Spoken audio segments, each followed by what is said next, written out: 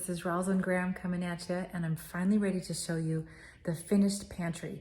So there's two places in your house that if you're building or if you're doing a major remodel, then these deserve your attention, because usually a finished carpenter goes in and he gives you this many shelves and this much hanging space, and this is what we typically do. But you know what?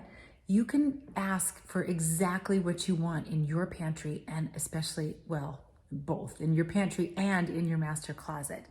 And it costs me on average maybe $200 or $300 more for each one of those things, because you're inevitably going to end up with more shelves than the typical job. But let me show you what I mean. So we'll start in the pantry. So this pantry is a decent size. It's not gigantic. It's a good size though. But here are 4 major items that I changed. The first one is BAM, countertop. It's really easy for a finished carpenter to put in a finished countertop. Notice you've got plugs right here, so you're not going to end up with any of the big appliances on your countertop out in the kitchen. So the things I use pretty much every day: blender, juicer, KitchenAid, not every day, but at least once a week. And then what I don't have right here is going to be toaster oven, because my husband just picked out a new one. So that one's not on the counter yet. So I've got this great long counter. It's not gigantic, and it's just a laminate finish. I didn't feel like I needed to spend the money on a solid surface in the pantry, but that is item number 1. Make yourself a countertop so you can put your appliances on it. Number 2, measure your shelves, because you already know what you want. So these particular Tupperware containers I have had for more than 20 years, and these have things in them that we use all the time, like cacao powder and coconut sugar and seeds and nuts and rice cakes. Oh my gosh, we go through those like crazy. And monk fruit and coconut flour and buckwheat. And okay, so you can tell these are the things that we are into pretty much every single day. So I just measured the containers. I know how I like to stack them.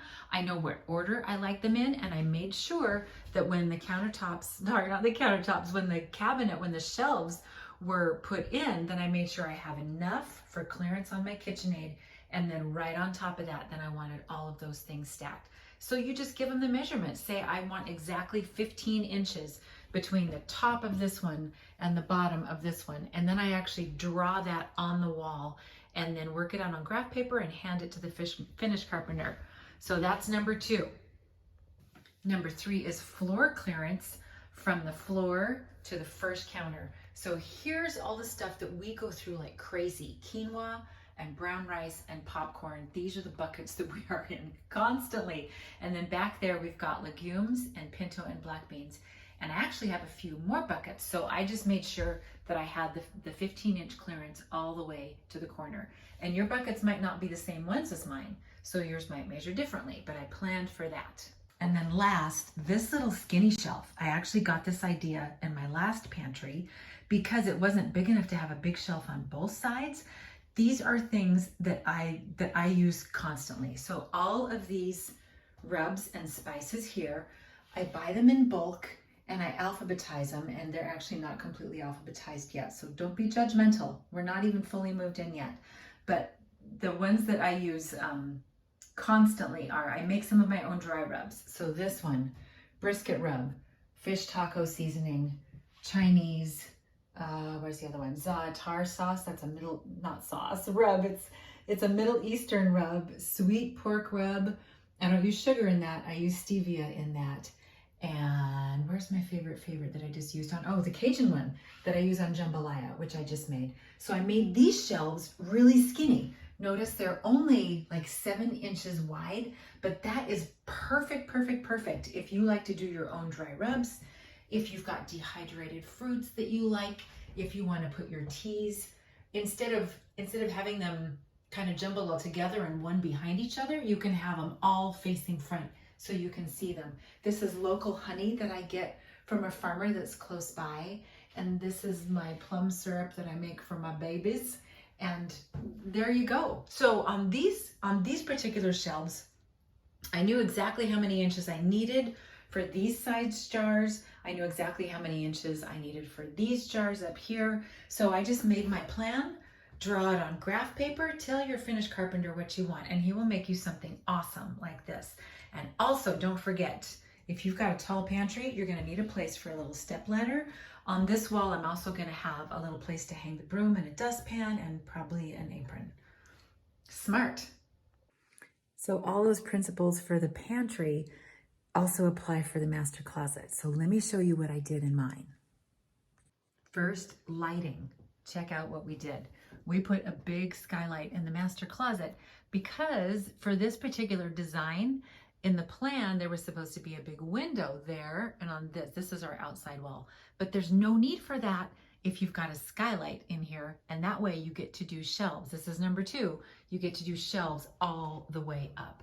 So usually in the master closet, you've got hanging space, and then you get maybe 1 or 2 shelves. But I got 3 because we don't need a window. Secondly, measure what you have. So these little plastic Sterilite boxes I have had for, oh gosh, I think more than 20 years. I know exactly what their size is.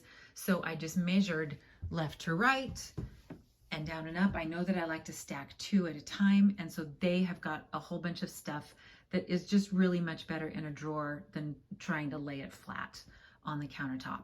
Measure for what you need and then give that measurement to the finished carpenter. Same thing for short and long hang. This is the amount of long hang space. You can tell I don't have everything in it yet. This is how much long hang space my husband needs. That's it. Not very much. These are his shelves, so he's measured for the kind of bins that he wants on his. I've measured for this space is going to be for just sweaters. Then I've got exercise stuff and jeans, and I need this much short hang. So I did a whole lot more of that. So if you plan that ahead of time, you're not going to be disappointed. Last thing and best thing, shoe storage. I don't have 85 pairs of shoes. I have friends that have that many and more. I don't, but I have found that for the shoes that I do have, if I measure exactly what I need, then they're all gonna fit, and then I won't be stressed out and have stuff on the floor. I hate having shoes on the floor. So this particular one, I know, okay, I've got tall boots, so I measured for my tallest pair of boots and made sure I've got clearance for that. Those are for ones that are slightly shorter. Then I've got some that are 10 inches tall. I've got some that are 8 inches tall. And then I've also got stuff for flats down low and for sandals on the bottom. It's really easy to do that. So there's one more place in your home that I want to talk to you about storage, and that is the closets in all of the other bedrooms. So here's something that we found that we could do differently, but it really only makes sense if you're already remodeling or you're building a new home, and it's making your closets taller. So this used to be just a regular closet with a 6 foot, is a 6 foot or 7 foot door. So when you have one like that, then when you open it up, you've already got your built-in spaces for hanging and for stacking stuff. And then you just get this shelf, and that's the only one. And then you've got all that room to the ceiling, but you can't put anything up there because there's no room. But if you open up the entire opening so that the doors are 8 feet tall, then that gives you so much more space.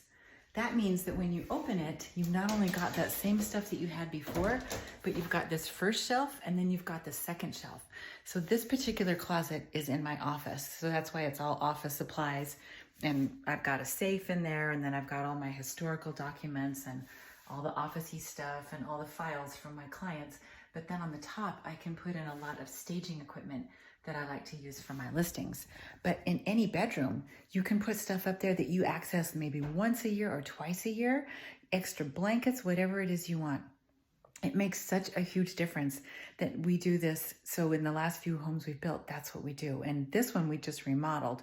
So like I said, if you're not building from scratch and you're not remodeling, it doesn't make sense to do it because you've got to change the framing. It makes a big mess and you've got to buy bigger doors. So if you've already got something in place, then keep that until you remodel. But when you remodel, if you're also doing framing in other places and drywall work where it's going to be a mess anyway, then this is not that much money.